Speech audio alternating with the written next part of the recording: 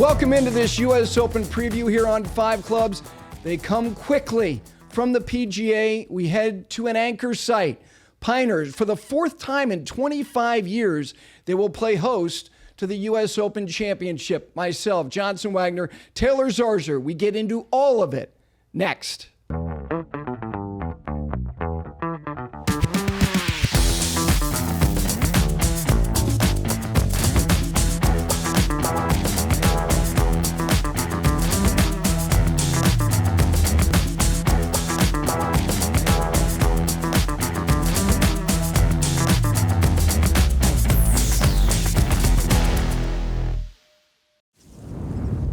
In this split second, your hands make all the difference.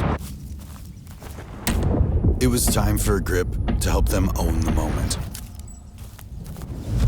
Introducing Reverse Taper, technology to stabilize both hands for a more square putter face at impact. The most important split second in golf. Reverse Taper, only from Golf Pride. Respect the grip.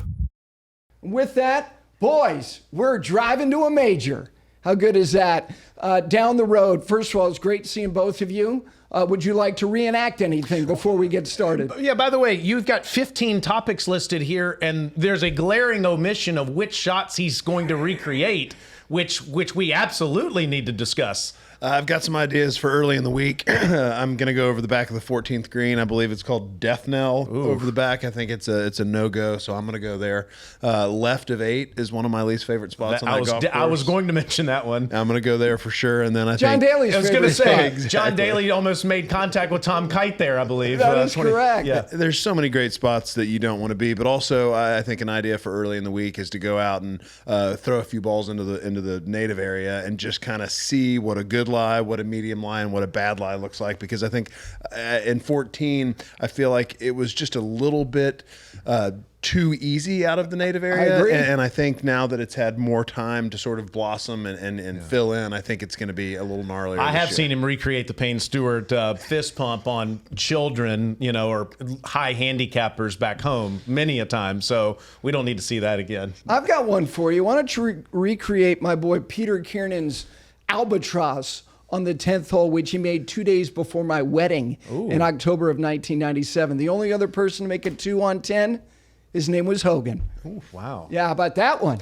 I don't think I have that in my repertoire. Gosh, this will be fun because there's so many things about this that are interesting, including the fact that officially this is now an anchor site. The USGA has reined this thing in. They've tightened the belt with respect to the rotation. Taylor, is the idea of anchor sites the right direction for the USGA? Unequivocally, yes, I do. I think that the fans of golf that tune in, maybe don't tune in all the time, but tune in occasionally for the majors and the biggest events, when they watch the U.S. Open over the course of the next quarter century, they're going to know, oh yeah, Pinehurst, Pebble Beach, Shinnecock, Oakmont, that's where they go for the U.S. Open. And yeah, every once in a while, go try a Los Angeles Country Club, and if it works, great. If it doesn't, it doesn't.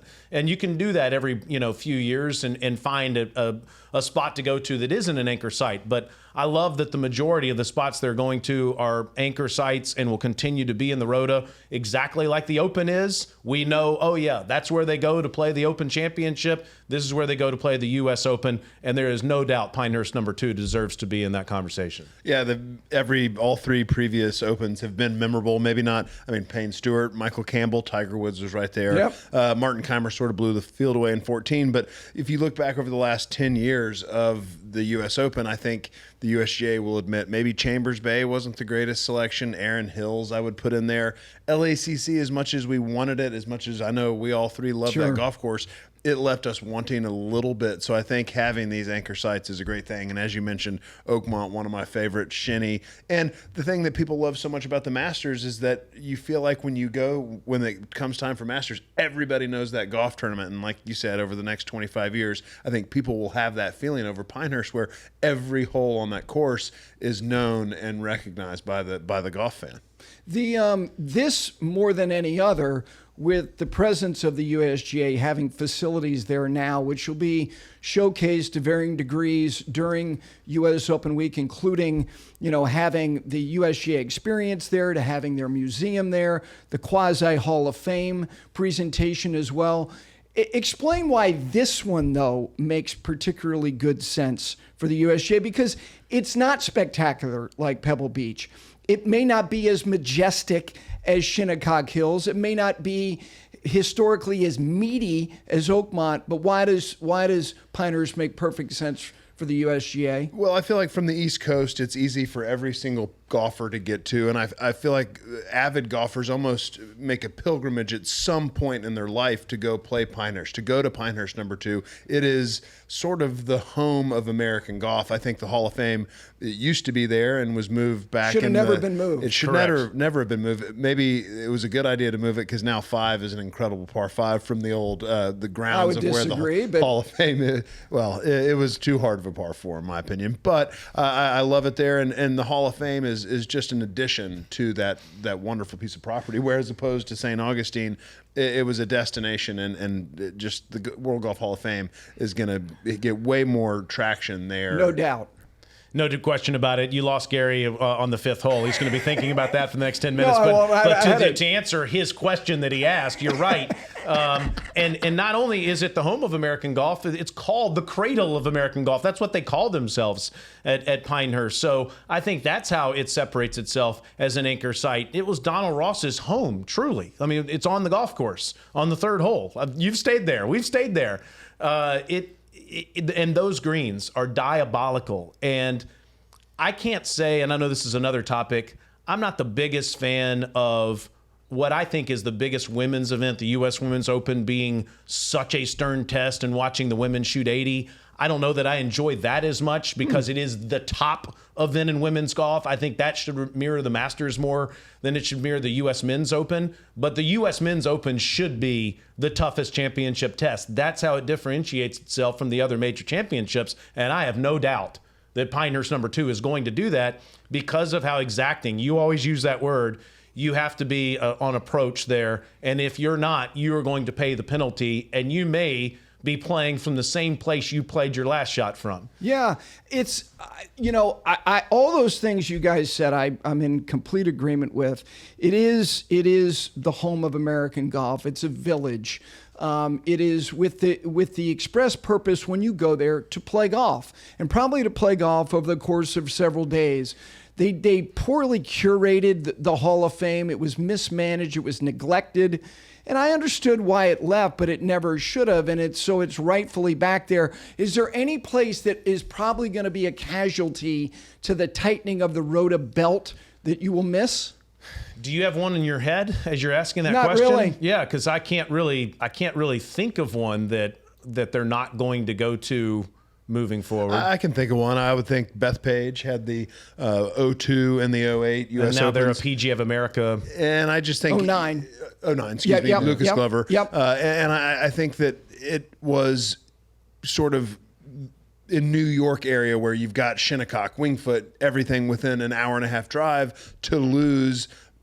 Torrey Pines is as public as Bethpage is. So I think it was very important to play at Bethpage, and to lose that site going forward for the next at least 25 years is sad to me. Yeah, it's, the David Fay crusade for Bethpage is a great chapter in the history of the USGA.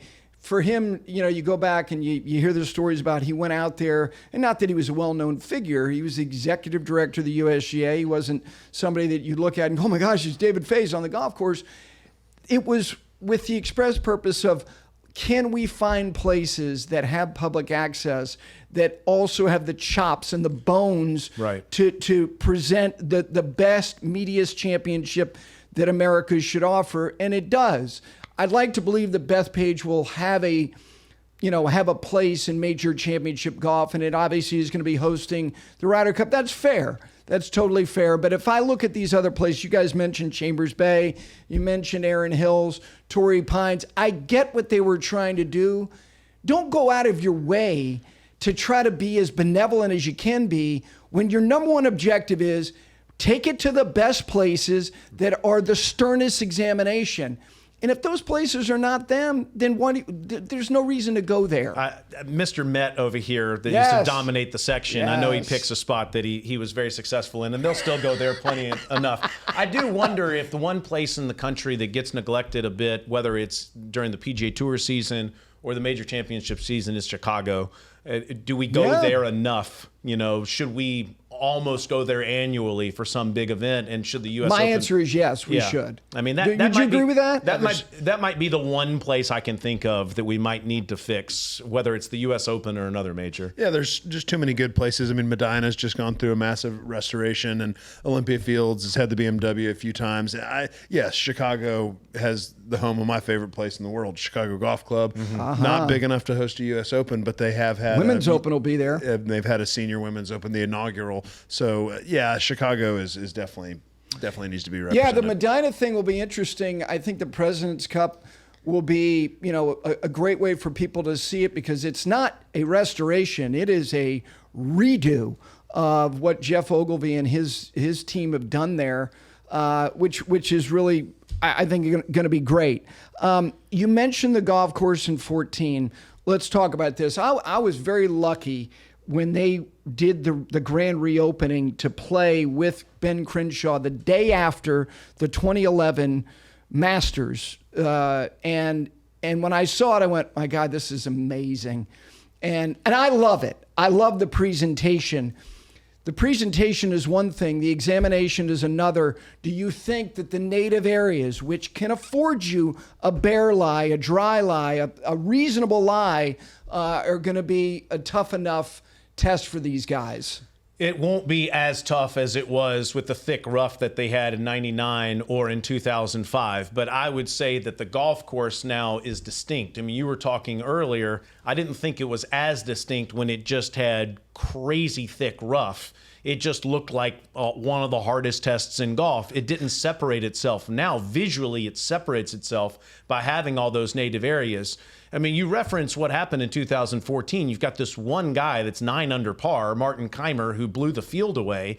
But then you had a dogfight for second place at 1 under par. So the rest of the field was challenged to par, which I know that you're going to get into. So I think the answer is yes, as long as Martin Keimer's not in the field. I think we're safe there on that one. But going to Bermuda greens has made a huge difference. Yeah. They were bent grass in 99 and 05 and just couldn't have the fire in them needed. Now that the Bermuda, they can control the moisture. Bermuda's naturally going to be just firmer and faster this time of year in June in Pinehurst in North Carolina specifically. And I think regardless of the weather, I think it is going to be plenty stern. In that native area, to me, it's a little bit luck dependent. I mean, yes, if you hit a lot of fairways, you're going to be fine. And I kind of like that because it the U.S. Open is supposed to stress you out mentally. Yes. And if you go in there and get 1 or 2 bad lies, which everybody is going to, you start getting down. You're like, this guy's getting good lies. I'm getting horrible lies. That's going to take you out of the tournament. So to me, luck is it makes or breaks you with your attitude and how you respond to it. So I think it rewards a strong mind. Well, and that's great. I didn't even think of this, but that's awesome. You already have. The 14th green, what he just referenced at the beginning of this, is a spot where you're going to get all sorts of crazy bounces and breaks there around that green, especially behind that green. And you have to be so precise coming in there. And something big is going to happen. There is a better than 50% chance on Saturday or Sunday afternoon, someone will lose the U.S. Open right there on the 14th green. And I think that certainly changing to Bermuda is a factor there. If we have 90-degree temperatures and it is hot at 6, 7 o'clock in the afternoon. Upper 80s forecasted as we look a week out. On a Saturday or Sunday, there is no question that everybody is going to be riveted by what they watch in the closing stretch there. You were talking about how difficult the U.S. Women's Open was. And it was. There's no doubt. This major is the only major in my mind that we have this sensitivity to score. We do not get wrapped up in it with the other 3. We just don't. Now, we did with the PGA just because it was like, oh my God, really? How easy can it be? And And it was. I mean, it was relative to what we kind of expect, but not insanely. It was in totality what the field did to Valhalla was just an undressing. It seems to me that it's getting increasingly more difficult for all of these organizations to protect wherever it is that they're having these championships. Do you want it to be around par, or do you care at all? I do care. I think par matters, and I completely disagree with your take on the U.S. Women's Open. I've played in U.S. Juniors, I've played in U.S. Amateurs, U.S. Opens, and it doesn't matter if it's men or women. The USGA is the sternest test across of all competitive golf. So I like Lancaster Country Club. I like it being, just 3 players under par at the U.S. Women's Open. No, there's 3. There was a third? There was a tied for second or maybe I'm wrong. It was just 2. It was 4 under, 1 under, but I like it being that way. Yes, it you can make bogeys and it doesn't kill you. And when you look at the PGA Championship, the very next 2 weeks, Colonial and Canada were much tougher tests than the PGA Championships. I want our majors to be the sternest tests in golf, and I think it's pretty easy to say Valhalla will not be hosting another PGA Championship in the near future. And I think par matters. I think it brings out the best players, and it's the more strenuous, the more the cream rises to the top. My reason for wanting the women not to have that kind of test at the U.S. Women's Open is because I want more people to watch women's golf, and they get turned off by how hard it is, and we need more people watching women's golf. You think they're turned off by it? I will promise you, based on what the early ratings have shown me. Well, hold on a second. If Nelly Korda is leading that golf tournament at even par, they're not turning it off. No, of course they're not. Okay, but you're conditioning it based on No. Yes. No, let you me had finish 2 my thought. Americans in the top 35. There are extenuating circumstances as to why the ratings are what they are. But there's also another reason here. I think that if you're looking for more people to watch women's golf, they want to watch them make some more birdies. And I would turn the volume from a 9 on the extreme measure to a 7 in the U.S. Women's Open. And I think that they're just like you have in the most watched men's event in our country, the Masters. We love to see birdies on the back 9 at Augusta National on a Sunday. And I think it's the same thing at the biggest event in women's golf. So it's a different argument. I know we can have a great debate on that if you'd like for the next 30 minutes on women's golf, but that would be my reason. It's fine that you disagree. I have no problem with that. But Thank you for allowing me to disagree. But hopefully I'm allowed to as well. And You're so not. Evidently I'm not. And you're getting all bowed up. No, I mean, you're asking me a question. I think the reason that we're not seeing as many people watch women's golf is because we don't get to see them make enough birdies in the biggest event in the sport. The U.S. Women's Open is the biggest event in the sport. It is. The separator in the men's game is the U.S. Open differentiates itself from the other major championships by being the toughest test, and it creates an identity for that event, which I'm a huge supporter of. I think they're 2 very different events.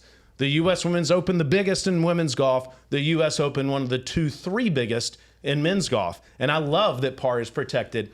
I would go back to what you would say about Pinehurst. I don't think it should be contrived.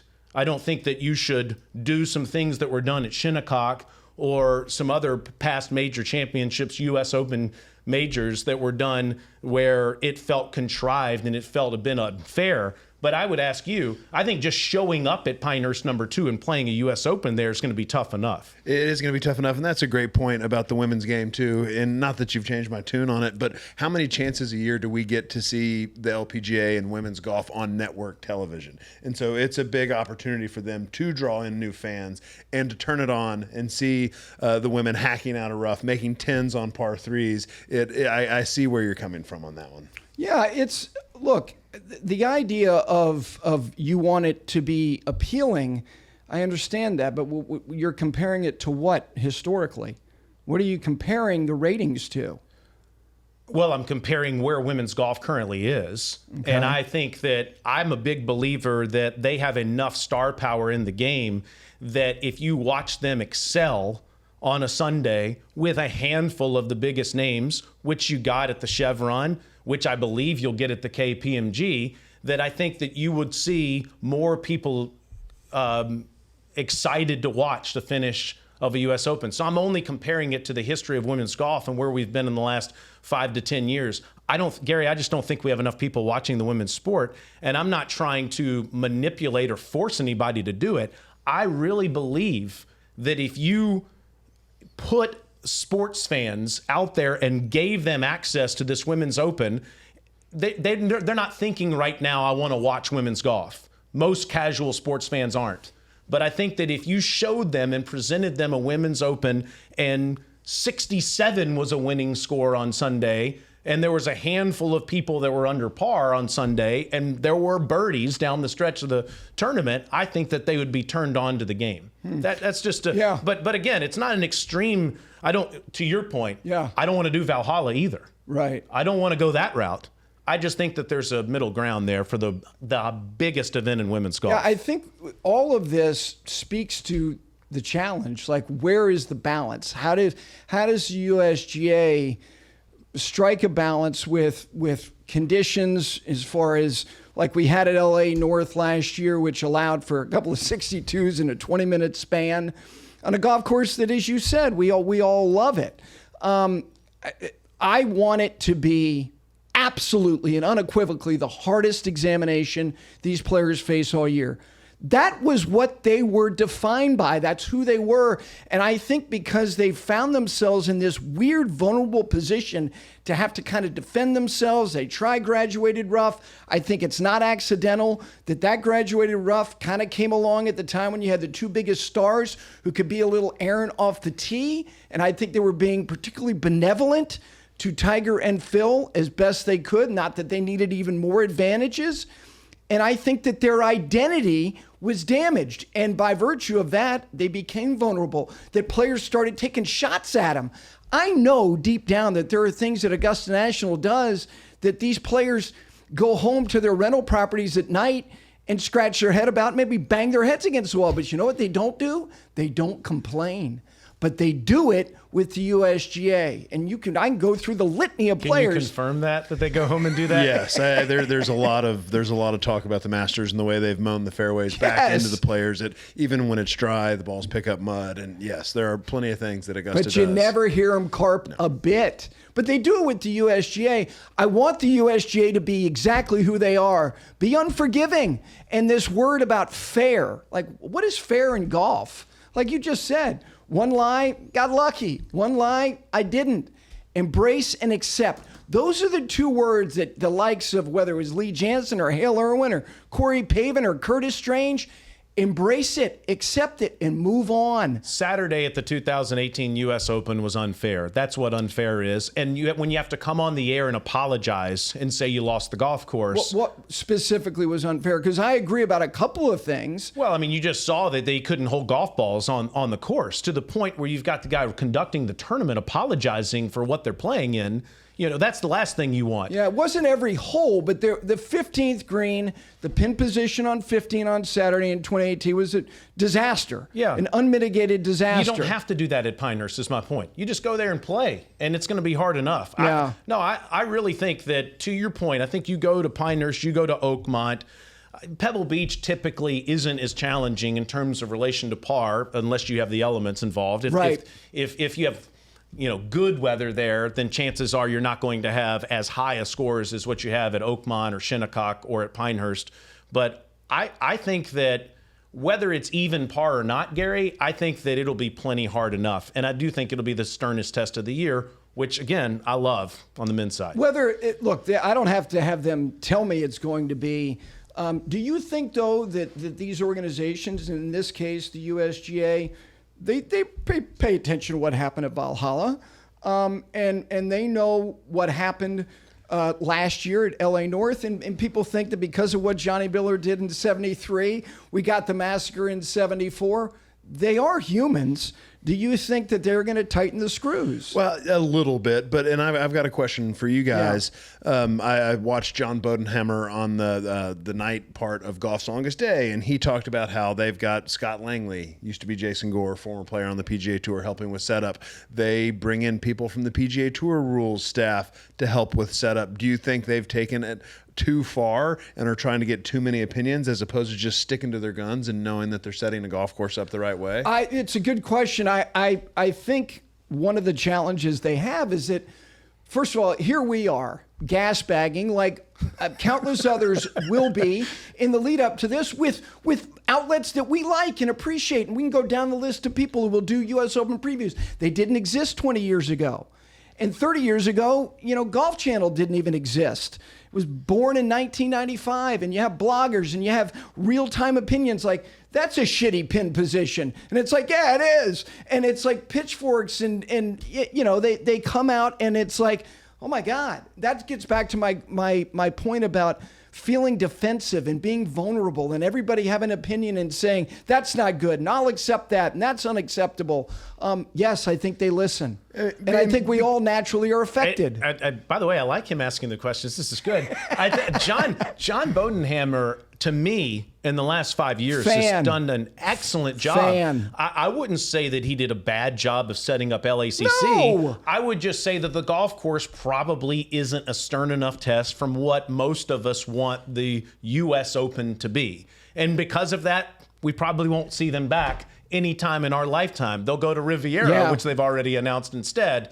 But no, probably so, Johnson. Yeah. Like, I think that John Bodenhammer should listen to what he's listened to the last 5 years in setting up U.S. Opens, because I thought he's done a great job of it. And on the LACC point, it wasn't like a tournament week mistakes made. I think it was a little bit leading in, the year or two leading in, where they didn't narrow a few fairways and make it a little harder in that regard. The LACC setup, plus the weather, you had the marine layer coming in and making the greens soft. Like it was kind of out of their control, and that's what happens when favorable weather comes in for players. Sunny week? What if it was a sunny week? It would have been brutal. And it's a good point about how wide the fairways are, because Rory McIlroy will bust Wyndham Clark's chops for the rest of his life for the tee shot he hit on 18. In most U.S. Opens, you hit that tee shot, you're in the right rough somewhere. You're not in the fairway. Instead, he's still in the fairway on the widest fairway we've ever seen on a closing hole, and he wins the tournament by one. Yeah, can you imagine that tee shot off 18 at Oakmont? It would have been so deep in the rough, you'd be lucky to get it back out to the Pinehurst, fairway. Yeah. You'd be doing what Payne Stewart did. You'd have to wedge it up there and then hit a third shot onto the green. Unless you get a bare line in native area. That's correct. See, and that, which, again, like the whole Payne thing, Payne's choice in 99 might have been very, very different. If he has a bare lie over there, why wouldn't he go ahead and advance it toward the green? But he literally had no choice. I mean, he went over there, which, again, I think it's going to work out. From what I understand, a lot of people believe those native areas may need several more years of growth to really be dense, to where it's not like, oh, I can probably get, no, you're probably not. So you're concerned to a bit. Look, I'm playing the golf course a month ago, and if I'm going in there repeatedly, and it's like, I can get 7-iron to the green from here. I think there's more good fortune than not enough bad fortune, is my feeling, having been over there very, very recently. And a lot of the problem, though, you get a good lie, you think you can advance it up there, and it leads to mistakes around the greens. That you catch it a little thin out of that native area, and you go long left on 2. All of a sudden, you don't have the easy up and down. Probably would have been better served laying it up 50 or 60 yards short of the green and being able to control it into the green more. I think it brings in, which is the beauty of Pinehurst, which is why we all love it around the green so much, is that the options are plentiful. So, I mean, just because you have a good lie doesn't mean you're going to be able to execute the shot out of that stuff. Absolutely true. The one thing I remember in 99 was how this was going to be a real departure because of the presentation of the golf course around the greens, which allows options. When you think about missing greens in U.S. Opens historically before then, the year before in 98, 97, we can go on and on and on and on. And people are going, well, a guy like Jose Maria Olazabal, he's a great chipper. He's a great short pitcher. He has options now. The agnostic approach of that, the idea of not discriminating and allowing guys who have deft touch with the use of whether it be one club in the case of Jordan Spieth or a handful of different clubs, do you think that still applies, that there is a variety of style that can be rewarded on that golf course? Yeah, I would like to think so. I would like to think that Jordan Spieth would be rewarded for his brilliance around the greens with a wedge.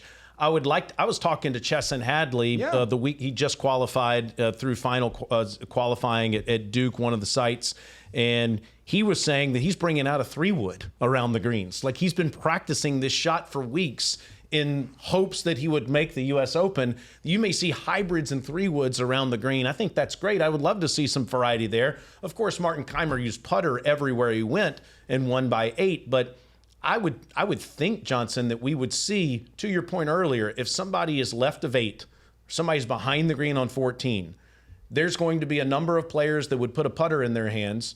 There are going to be some players that are so confident nipping it perfectly off those tight lies that they're still going to use a wedge. And you can execute them both well and get them up and down, and you can also fail with both those clubs and have it either right back at your feet or across the green on the other side in another swale. That's the beauty of that place. There is not one right answer, and I like it. Not having the deep, thick rough around the greens and everybody just blasts out like a bunker shot. I think it's more intriguing to the viewer that there are going to be so many different styles. You should do both of those things. Oh, I just was thinking about it. My plan is on Monday, Tuesday, Wednesday to put myself in a spot and hit one with a putter, one bumping it, and one flopping it. So I'm pretty sure I know what my choice would be if I was in the situation. You certainly know what my choice would be. Yeah, but it's great, and I think it really speaks to the average golfer as well when they see the best players in the world just yank that putter straight out of the bag, knowing that they're not going to make a huge mistake with that club. Gary, don't you think Scottie Scheffler is going to pull a wedge out in those situations around the green? Yeah. I do, and it's not like we're going to go someplace where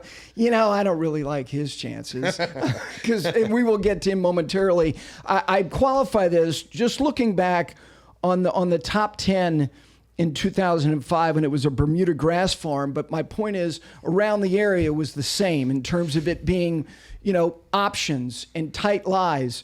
Obviously, Michael Campbell won. Tiger, if you didn't have to play 17 and 99 and in 05, you might have won both. Tim Clark, Sergio, Mark Hensby, Davis, Love the Third, Rocco Mediate, VJ, Aaron Oberholzer, AO, popping a top 10 in the U.S. Open, Nick Price. Not only are we talking about a stylistic kaleidoscope, but we're also talking about the biology. We're talking about some young men, some older players, guys with a lot of experience. There was also not the proliferation of distance in the game 19 years ago that we presently have now. But I do think that does speak to, hey, look, you can do it a lot of different ways. With that being said, as we get into, and let's start with the guy who's number one in the world, should he be unequivocally, wherever they're playing this U.S. Open, and make it specific to number 2, the absolute favorite? Without a doubt, yeah. We're seeing a historic season, and one of the questions that we had was once he got past the Masters and Harbor Town and he took a little bit of a break and his wife gave birth to Bennett, would we see that same sort of form happen? I think that if this guy had a normal week at the PGA Championship and got a normal amount of rest each day, I still think Xander Schauffele wins the tournament, but I think that Scottie would have been... His week is different. Yeah, Scottie would have been a factor the way he was a factor at Colonial. I think, and he was a factor at Colonial. I absolutely expect him to be a factor at Pinehurst. You go back in the last couple of years, and this guy 9 out of 10 times... more than 90% of the time, really, is a factor in every tournament he plays in. I don't know how, with all due respect to Xander Schauffele, who's having a terrific year, and now it includes the biggest win of his career, you have to start with Scottie. You have to start with Scottie, and Colonial's the perfect example. He had 2 really bad rounds, first round and fourth round, and what I'm continually surprised and amazed by what he's able to do, but what blew me out of the water was how he could have... He shot a 78 in the first round at Colonial, but turned it into a 72. He shot a 78 in the final round at Colonial and turned it into a 71 and finished T2. There's not many guys that can turn those bad rounds into really close to par rounds. And I think when you crank the screws on a golf course and you get to the major championship pressure, that only benefits him. There's less people that have a chance to win, which means Scottie Scheffler doesn't have to beat as many guys. Yeah, I think what you said about, his week at Valhalla is the most pragmatic way of looking at it. The guy who won absolutely deserved to win the golf tournament. Scottie Scheffler's week would have been different. I think it would have been a lower score. How low? I don't know.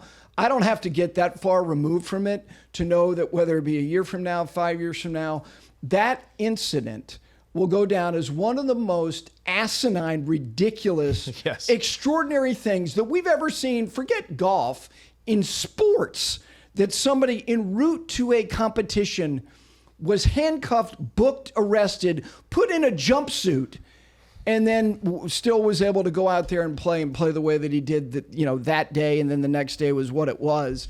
And I think that Colonial, because as much as he is better conditioned to do this, that was still hanging around. The resolution of it and the dismissal of this preposterous situation was not completely done.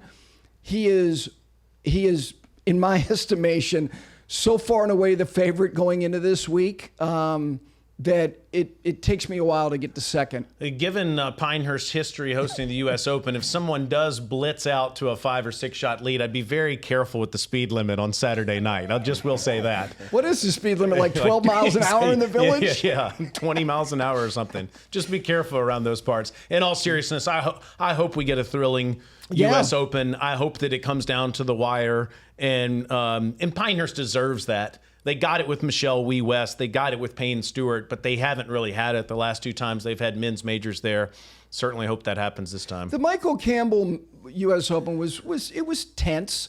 Yeah. It was weird. It was weird what happened to what I thought. Well, I know what I thought. Like, just put Retief Goosen's name back on this thing, because I thought he was going to win, and then Tiger did what he was habitually, incapable of doing, which was, he was never going to retreat, and then he was right there, and then, 17 happened again for him, and it gave Michael Campbell the amount of daylight like he gave to Phil and to Payne in 99.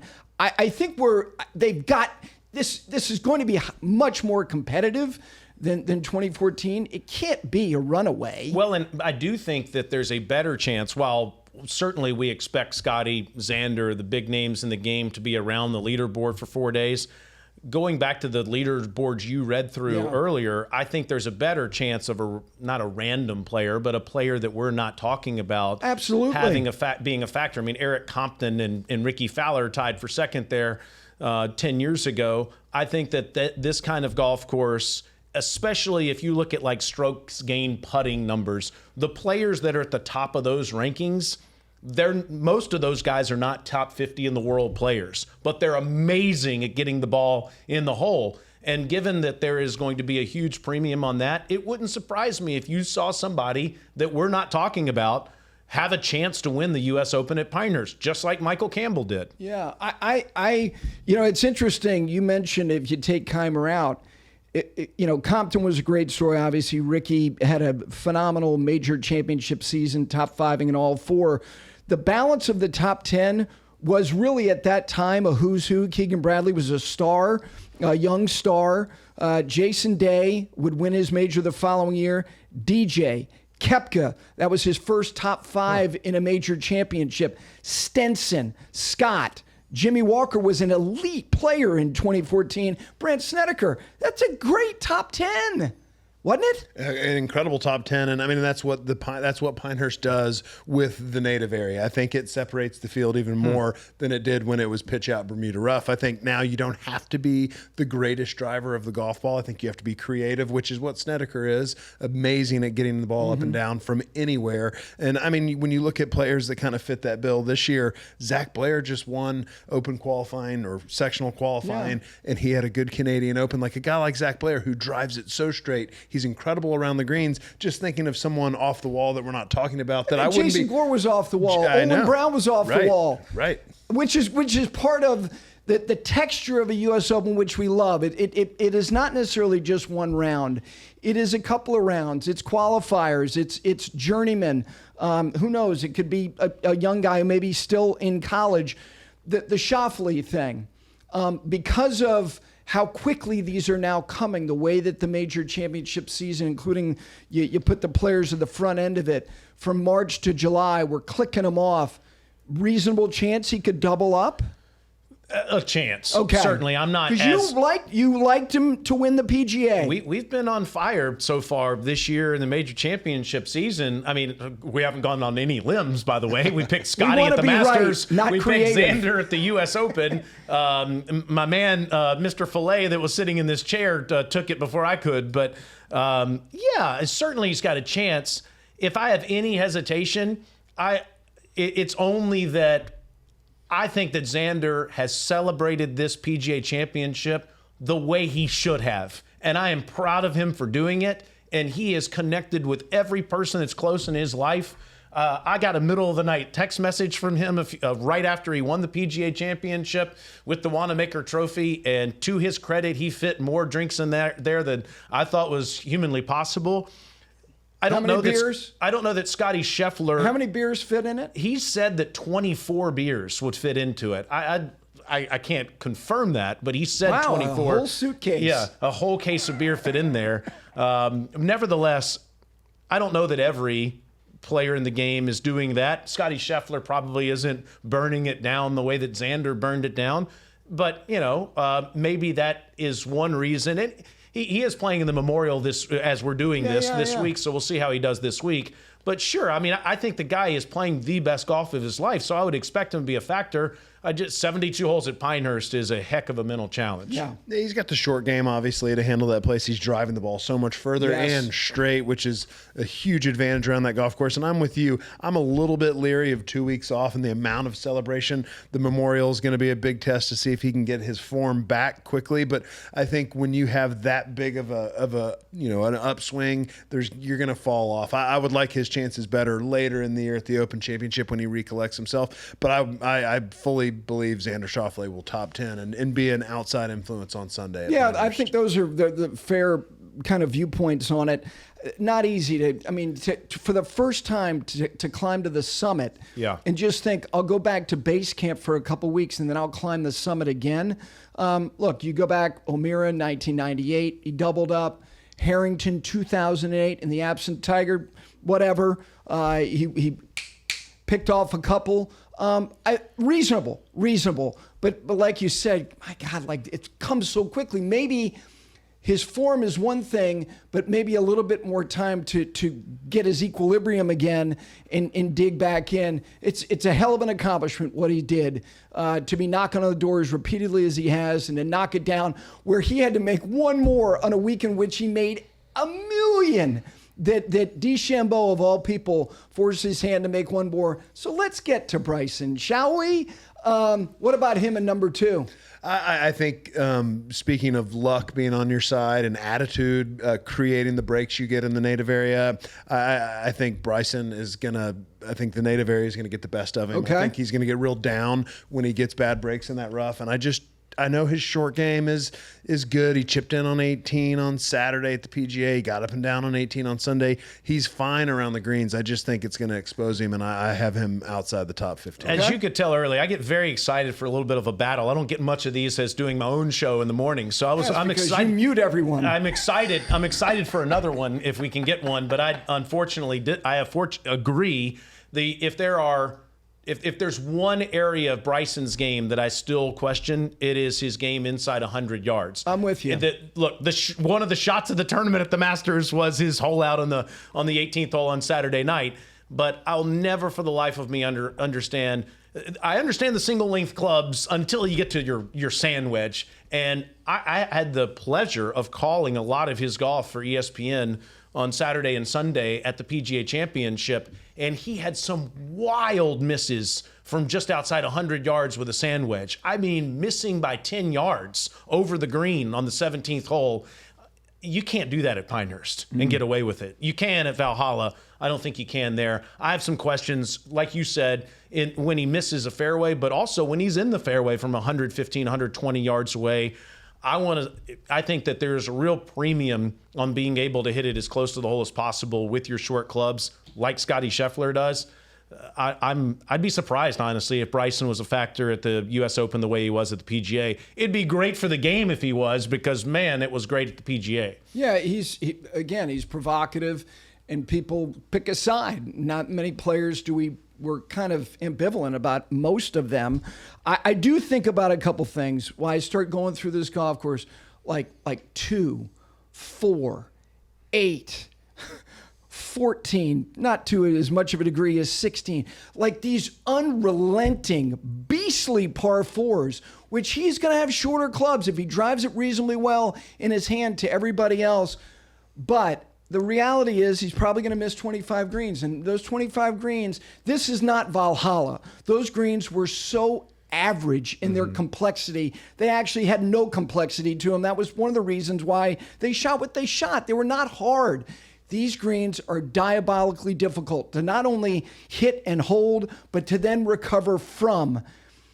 Those single length clubs, the stress required to deal with that over the course of 72 holes, I think is too much for him. If he does it, hey man, I put my hands up and go, that is an accomplishment I didn't think you were capable of. I just don't see it. I don't want to steal where we're going with the rundown next, but are we talking Rory McIlroy as well? Because I have some similar concerns about him. You do. His proximity to the hole with his wedges has been a big problem for him the last couple of years. Certainly seems like he's better in that regard, but I still wonder under the fire from 130 yards in with a wedge, how close is Rory McIlroy going to hit the golf ball to the hole? We can get very technical and how big his golf swing is with the wedge, and a lot of people have said it's too big, needs to be more compact. And then making putts inside 10 feet, it seems like sometimes he struggles with reads inside 10 feet on big putts when in the biggest moments in major championships.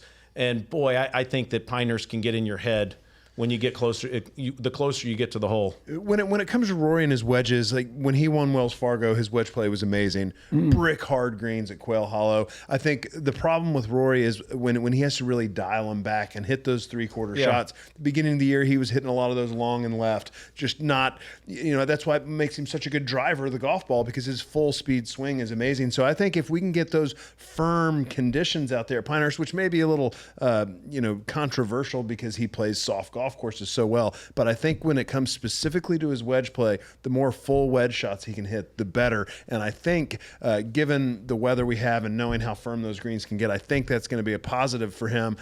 His short game has looked really good. He hit some shots at the Canadian Open from inside 50, 70 yards, where he hit 12 specifically on Saturday when he drove it up in front of the green. For me, it always comes back to this. Rory is just too darn aggressive. He did it again in Canada out of a couple fairway bunkers, drilling the lip, trying to get too much out of it. And I just think Pinehurst is going to require so much more patience than he's capable of. I think what you said about him, the closer he gets to the hole, like he's more proficient now. Having the chance to see him not only in Charlotte but also at Valhalla, his tidiness, his efficiency with his chipping, and these short pitches, it's gotten better. He's gotten better. But when you then expand it out to 125 to 150, where he finds himself repeatedly because he's such an exemplary driver of the golf ball, he's not as proficient. He's not as efficient. His proximity is not as good. And then the other thing, which again, these greens are hard as hell to deal with. And I'd like to believe that just because he's so damn good, he's going to find himself in the mix here. And I think he will be. How much would you bet inside the top 5 or outside the top 5 right now? I'm going outside the top 5 for the U.S. Open, but stay tuned for the Troon preview. Oh, very nice. I love the preview before the preview. I'm a little bit with Taylor on this. I just feel like it's not just the wedges that he three-quarters that he has struggled with. His timing and rhythm is so good when he's swinging full out. And I just think in major championship golf, when the pins get tucked and the conditions get that much harder, you have to be able to dial back and hit little shots with curve on both directions. He has too many big misses with irons in play from the fairway. He's going to put himself in some spots on this golf course like he did at the Players Championship, like he always does, that you just have no chance to get it up and down. So I think he'll finish between 5th and 15th. He was tied for 23rd in 2014 and then went on the flyer and won the next 2 major championships for whatever that's worth. Do you think that he will hit driver with, decent liberty? It's not Quail Hollow, but I start thinking about him and where he would hit driver. I see it a fair amount. I mean, 1 and 3 would be the only spots on the front 9, and if they move 3 up, he could possibly hit that green. I don't know about 7. 7, I think he'll cut the corner on 7. You do? I do. Okay. You think he? I'm just going through the it's golf his course biggest weapon in my you don't head. wanna, if it's negated, that's a problem. I think to Johnson's point, he will. If it's a choice, he's choosing driver. I think until he realizes he can't do it, and he's been penalized so much that he has to dial it back. But that might be also part of the problem, though, is he is a little too aggressive sometimes, and especially with recovery shots after that as well. So I would think that he would hit driver. He's always seems he's the modern day Phil Mickelson. He is. I'm thinking about the holes on the inward 9. 13, maybe not. But I mean, he's hitting that fade now with that driver, and I think he can take it on and put it up there inside 100 yards. I think he's going to take on those chances when he can. I do. By the way, the new tee on 12 is like, I didn't realize we're also getting to play number 4 at the same time. It's so far back there. It's ridiculous. They keep, I remember from the first time I played Pinehurst number 2 till the last time, it's just ridiculous how far that tee has crept back and back. It is, it used to be a 3-wood 9-iron, and now it's anything but. Do we have a drivable par 4? I don't know what they do with 3. Yeah. 3 is the one that you got to believe one day it's got to be in the mix. I mean, the only other place I was thinking was 7, like maybe they could bring it up and try to cut the dog leg. But that's pretty bold if you tried that. From the old back tee, I think that's possible. But now that back tee's over on the side of the road where 6 green is, and I don't think anything's possible from there. But yeah, from if they move 7 up, I could see that. And that green's probably the most benign on the front 9, and I would think that guys would be taking that on if at all possible. That's fair. Brooks Koepka, we're halfway through this major championship season. Flat, man. In his mind, it's an abject failure. These are his weeks. Does he write it? I'm guessing not. I mean, I know I've been saying in the past that I need to see less form from him than most of the LIV players. But also, I think that what I've seen so far in the major championships this year, and to some degree in the LIV season, makes me think that, and he did win on the LIV season so far this year, but what I've certainly seen in the major championship season so far this year just makes me wonder if the juices are flowing the same way they were last year. Yeah, it just doesn't. He doesn't seem to have the fire right now. He said the right things in his pre-tournament press conferences at Valhalla, and when you look at Pinehurst, it's not that dissimilar to a place like Shinnecock where he's won. But I don't see much out of him. If I'm going to pick a LIV guy to play well, I think Cam Smith is my guy. Just good pick. Given the way he hits the ball and his. He's so prolific around the greens. I just think this is a really good fit for a guy like Cam. Plus, it would remind me a lot of Sandbelt golf courses down in Melbourne and in that area of Australia. You agree with that? Yeah, that's a hard one to disagree with, especially with how good his short game is and how consistently good he has still been in major championships in the last year. Yeah, LIV did not have a good sectional qualifying day. Lot of failure. Dean Burmeister. He was 2 of 17. He was another one I was thinking of, though, who has been consistently good all over the world, no matter if it's been a LIV event or not. Yeah, for sure. But a little surprised that some of these guys didn't get through. I get it. It's 30 was the second. I'd have to go back and look. I've got a list of the ones who didn't. I know Leishman did not. Puig? Lucas Herbert did not. It was. Yes. Puig, whatever. Puig. By the way, I talked to several people who have watched him a fair amount, that he's got the goods, man. That he's really, really got the goods. Well, and he's young and hungry enough, and is only been a professional for a couple of years. So I think he has that fire of wanting to continue to get better, which I feel like a lot of these guys have lost once they sign those contracts to go play. And he was the medalist, by the way, at his site. Especially shot 62. And speaking of that fire, especially Jon Rahm.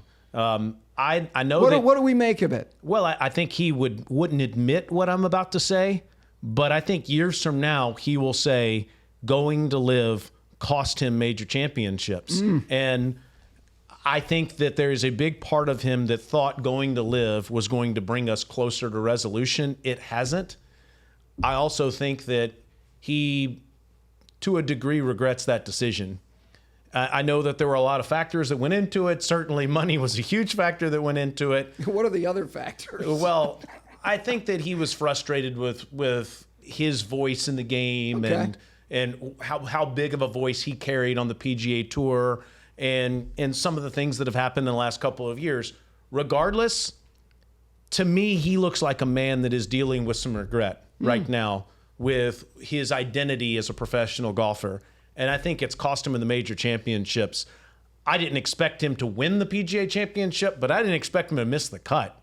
And I think that he is somebody that thrives off of competition and being in a battle time and time again. And the fact that he doesn't get many opportunities to recreate that kind of competition is going to cost him in majors. You were standing there when he did his pre-tournament, presser, and then subsequently his little car wash, and he talked to Drew Stoltz for PGA Championship Radio. And similarly to Augusta National, Johnson, I felt like with him, to Taylor's point, if your mind ain't right when the bell goes off, it can be over very, very quickly. And to his credit, he did battle. Got off to a horrific start on Thursday at Valhalla and got himself in a position to possibly play the weekend. He's a temperamental guy. I don't find it to be self-defeating. I think he gets past it. But I do think that he's showing up in this defensive posture where these other guys have got their focus on the task at hand as opposed to trying to satisfy whatever it is that you think you need to some assembled international media. Yeah, and I don't even think at the PGA that the questions were that hard. They were not. I think he's going to get. I think at the U.S. Open, if he does a pre-tournament presser, the questions are going to get harder and harder. He's won the championship recently. Why wouldn't he? I would think he would, and I just don't like the way he, at one side of the mouth, is talking about defending his decision and the fact that I'm playing good golf. I haven't finished out of the top 10. I love team golf. And at the other side, he's saying what you said, that he thought his decision would bring it closer together. He misses driving. He has to drive by the Waste Management Phoenix Open every day because he lives out there, and he missed playing those tournaments on the West Coast that he won. No kidding. Of course you do. Talking about wishing he could still play the PGA Tour. You can't have it both ways. And the fact that he was arrogant enough to think that he could have it both ways in January or into December when he made that decision is mind-boggling. And I just think he cares about what people think about him. I'd advise him to lay off the pre-tournament presser. I would too. It's not going to do him any justice. And if he does it and it's a similar outcome, I just think it's too much. It will be for sure. And I think it's too much for him to overcome. All right. Who needs a week? I've got a couple. I think Rory needs a week bad. His major championship performance has not been good this year. He's starting to play better golf. I mean, starting with Zurich and starting with the Texas Open before the Masters. He's starting to play great golf, but his major championship record has not been good this year. I think Rory, I think Jordan Spieth, and you were the one that really pointed out how brutal that wrist injury has been. I don't know if he's capable of it right now. And I think Justin Thomas coming off a nice, solid PGA championship. JT, this is his time to have a good major championship outside of a PGA. That's my guy. And he's also my sleeper. So I'll go right into that one as well. And you would look at him and say, how in the world would you pick a guy that struggles so much with putting? But his ball striking has been better and better and better throughout the year. And I do think that, to Johnson's point earlier about where you play your approach shots from mattering at the U.S. Open will be a big factor. And given how precise he was, not only at Valhalla at home, but how precise he's been most of the year, I think that will matter. He's going to have to make those putts, obviously, if he's going to win the U.S. Open. But I am banking on the ball striking, giving him a chance to be a factor in the U.S. Open. Yeah, his chipping, his strokes gained around the greens, very, very good. His putting, horrifically bad. Yeah, and there's only been like one or two seasons where he has been a better than average putter on the PGA Tour. That has certainly been the weakness in his game statistically. And you're right, it has not gotten better. For all the talk about him being on the Ryder Cup team last year, his putting numbers are not better in 2024. Certainly that would have to be better at Pinehurst for him to win the event. But I do think that if everything else is really good, he could be a factor. How about the defending champion? Well, I kind of think he needs a week. He's kind of, he definitely needs a week. He's fallen off the radar since the Masters came around. He needs it better, really, since the Players' Championship. Yes. He has not done much. maybe got a little outspoken with his belief of how the tour should be set up.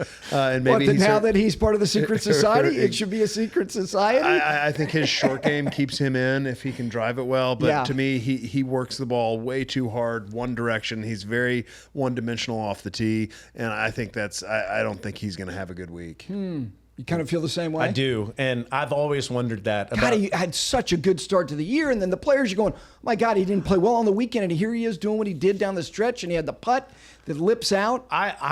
It's gone sideways. I like Wyndham a lot. Yeah. I've been mind blown walking with him and watching the lines he takes on holes that don't require that shot shape. To Johnson's point, I've never seen a professional golfer take wilder lines off the tee than he does, and on holes that don't ask for that. And that makes me wonder at a place like Pinehurst. And I think part of it with him too, after the Players' Championship, he was, I believe, third in the world. And I think expectations when you get up to that point and you're playing in your first Masters, and the talk around Wyndham was, we're going to see the first Masters champion in his debut since Fuzzy Zeller. And I think the expectations that other people put on him kind of have weighed him down a little bit. They're not Bubba Watson lines, by the way, but they are wild lines that Wyndham Tremendous takes. lines. Yeah. Yes.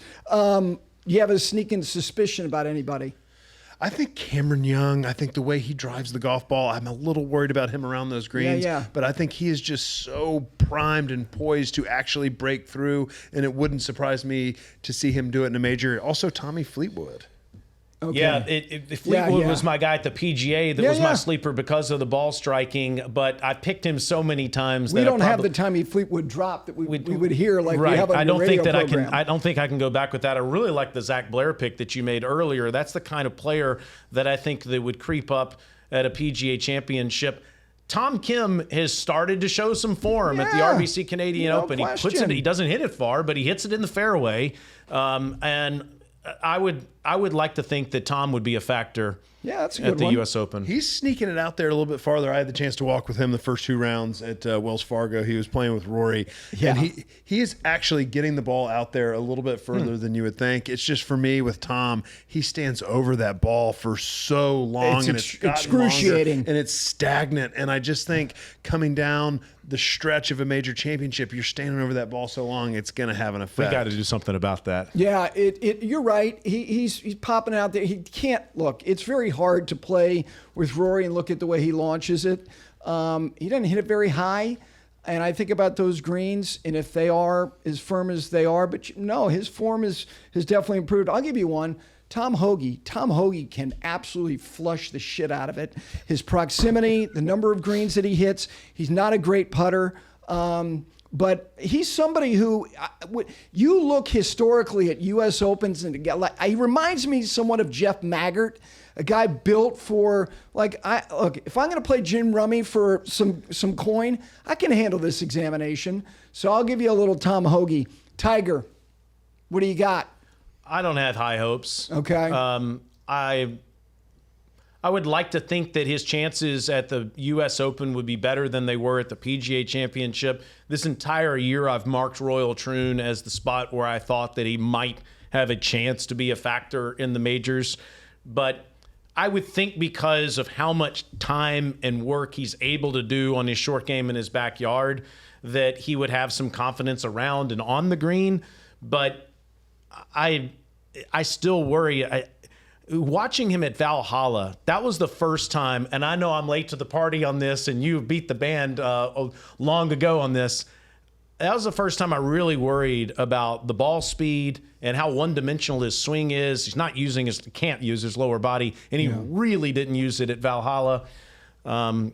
If he gets in a weird lie off of the fairway there, I'm a little concerned about how he's going to get back onto the green or get back onto the golf course if it has an unusual lie in one of those native areas. So I wouldn't expect him to be a factor, but good and well that I would love to see it. Sure. And just to extrapolate a little bit on that, like Pinehurst is an easy walk, but there is a lot of walking through the dunes to get from grass to grass. And it's exhausting at the end of the day walking around number 2, even though it is flat, because you're walking. It's like walking on the beach all day. And I just think with his ankle and with his leg, it's actually going to be a sneaky tough place for him to get around. I don't see him making the cut. I think his short game has been okay, but I think this place is just going to require too much form to play well around this place, and he's not going to have it. I wish that him even remotely close to, let's say, what he was in 19,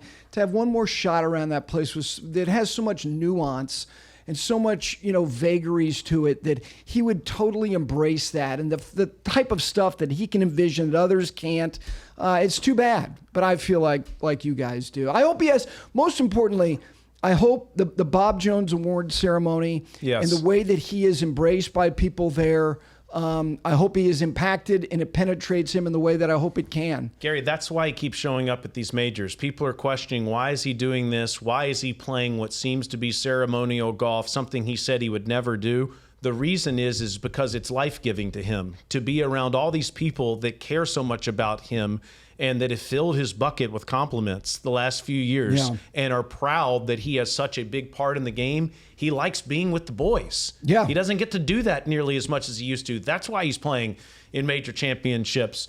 There's one last hope for me, and it's actually coming in 2, 3, 4, or 5 years. If, in fact, he is really telling the truth and he's going to play some over 50 golf cart golf, that actually could give him some more form going into the major championships. But until we get to that point, it's hard to forecast him having a good week. That's not like a joke. That's real. I think he will play some cart golf. Look, who didn't play some, quote, ceremonial golf? They all did. They all may say that they're not, but they all do. And Jack took 9 special exemptions in the U.S. Open, 9 of them. Okay, and if Tiger takes 9, good for him. And if his last is at Pebble in 7 or 8 years, good for him when he's in his mid-50s. Look, if we want to look at the guys who've taken special exemptions in U.S. Opens historically, the list is interesting. It's actually a great trivia game to start looking at guys. So is the signature series Ryo special Ishikawa? Did Ryo Ishikawa get one? Oh, he got a couple from Augusta National. I know that. He, by the way, got through the international qualifying. Made it in Japan. He made it in. Who else did? Matteo Menacero made it in. Michael Campbell, by the way, was the first. 05 was the first year of the international qualifying. He did it at Walton Heath, and his wife had to tell him to drive that 45 minutes because he wasn't in the mood to do it. I wish I had your hair or yours. And I know you've gotten trimmed up lately. We're not looking at it today, but Robert Rock will have the best hair on the property as he's back. I love that. Yes. Phil, major championship window painted shut? In my opinion, yes. I just think he's too erratic. He doesn't do anything spectacular anymore. Have you seen him hitting tee shots in the last 6 months? It is 50 yards right or 50 yards left. He's got a two-way miss going that has been on repeat for months, not just in major championships, but in the LIV events as well. His short game is still absolutely incredible, and it'll be fun to see him hit some of those shots, but I don't expect him to make the cut. Okay. Give me a long shot.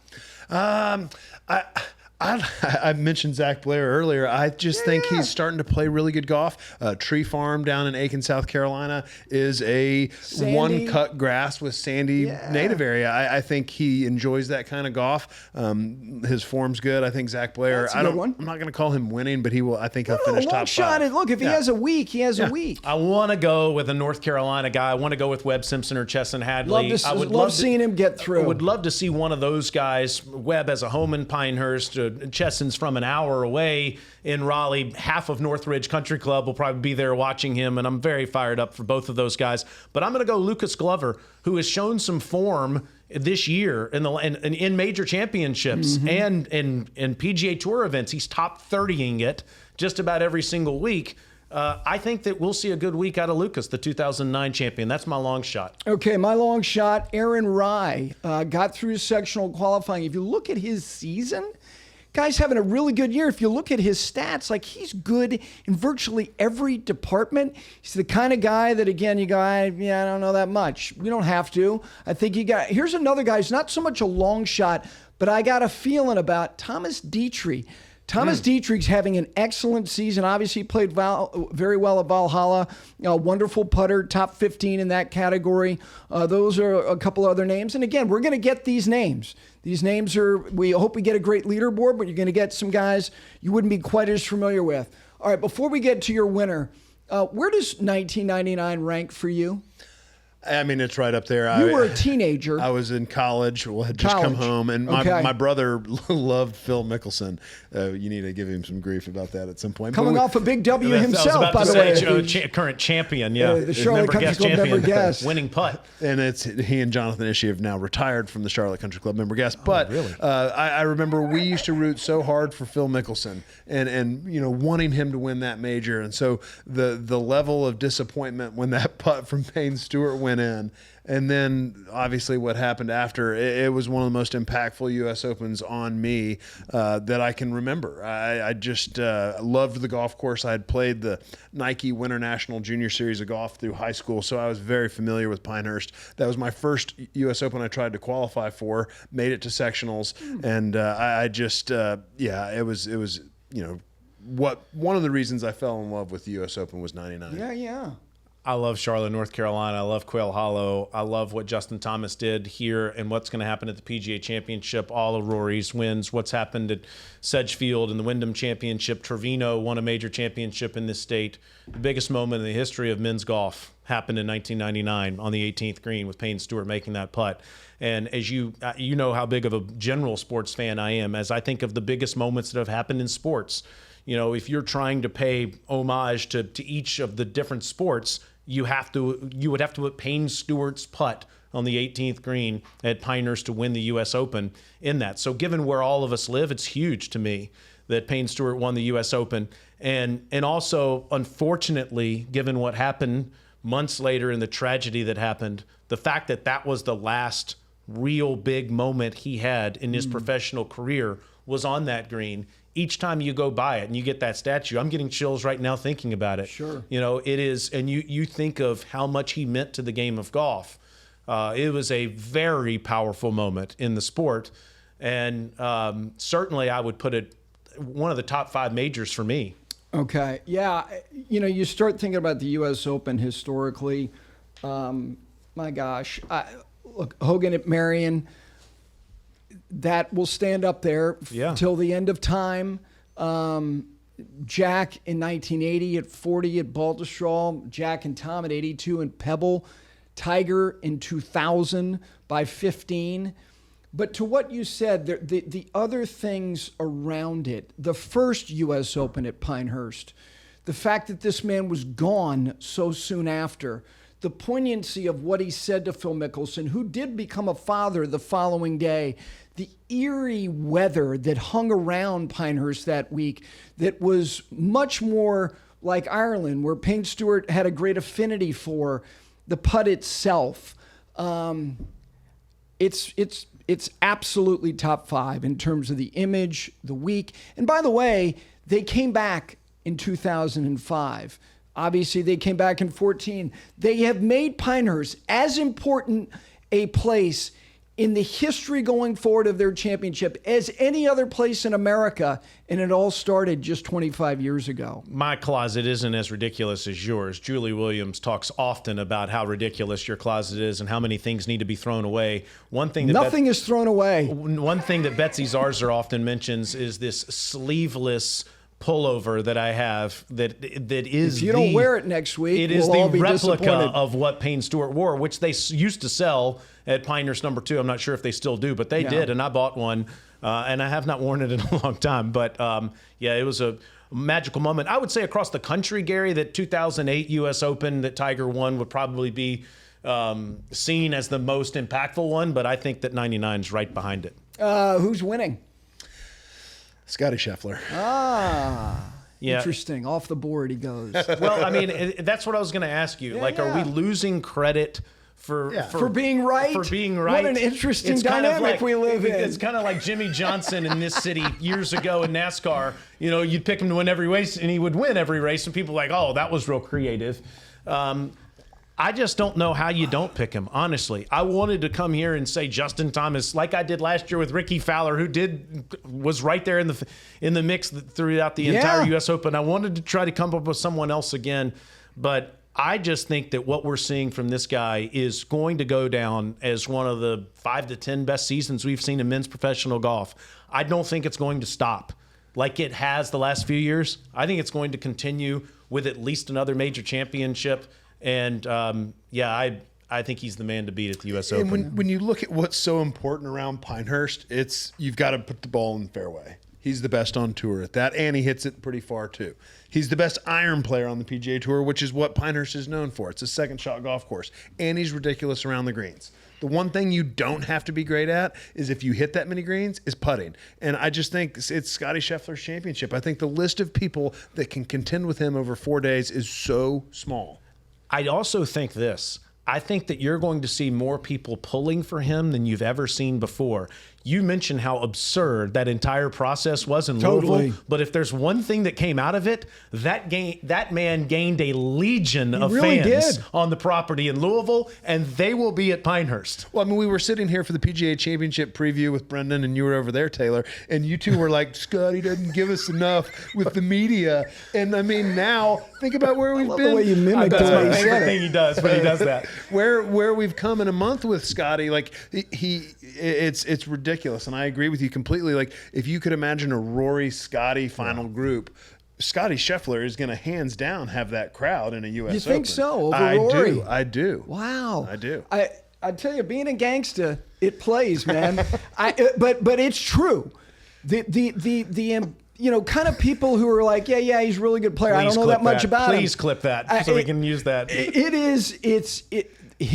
That image of him in that jumpsuit, which was, again, the height of absurdity, all of it, it's like, I can't believe this. I'm with you. It's going to continue. I think he's going to win. I don't think that whether he wins or not is going to change historically how weird Valhalla was. No. But all of it, and again, you get him on a green in which he doesn't hit anywhere around it, I'll give his chances of getting it somewhere close with anybody in the field. I hope it's a great week.